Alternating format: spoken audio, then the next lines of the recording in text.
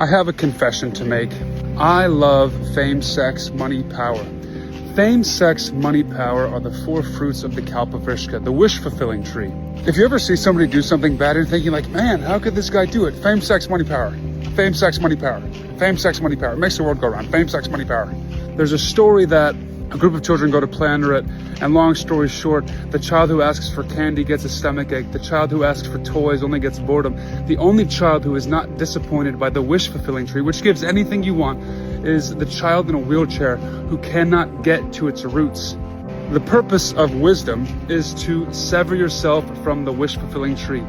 What you want is not what you want. What you want is to not want that want anymore. Desire is a flame that only becomes hungrier the more you satisfy it, which makes you less satisfied. In Dante's Inferno, there are three animals that guard the gates of hell: the lion of pride, the leopard of lust, and the she-wolf of greed. I am hungry like a wolf. We all are. You know how natives in the tundra kill wolves? They don't even have to hunt them.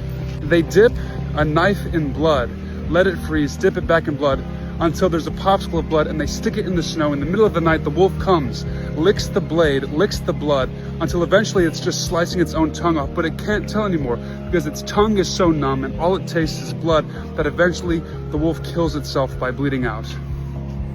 Sin begins with the consumption of others, but it always ends with the swallowing of your wallowing self. Sin is not sustenance, it's suicide.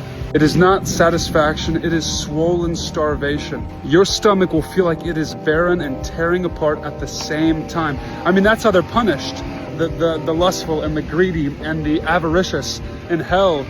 They're in a tumultuous storm that never ends. They're eating and they are never satisfied. It will leave you exhausted. You are better off sucking exhaustion out of a tailpipe. That's how you'll feel. A stomach full of vapor, a head full of hot air. Like when you eat spicy chips and eventually you can't even taste anymore because it's so spicy, but there's still a bag left, so you keep eating the bag, but your stomach hurts, but there's still a bag left, so you keep eating it even though it doesn't make you happy. You must have discernment. That's what viveka means, from the root meaning to choose or to divide, which ultimately becomes the words meaning to conquer or to be sacred. Discernment, so you can make a war fortress of your heart, so you can fortify your heart. That's what it all says. A man without discernment is like a city with broken walls. You've got to fortify your walls, bro.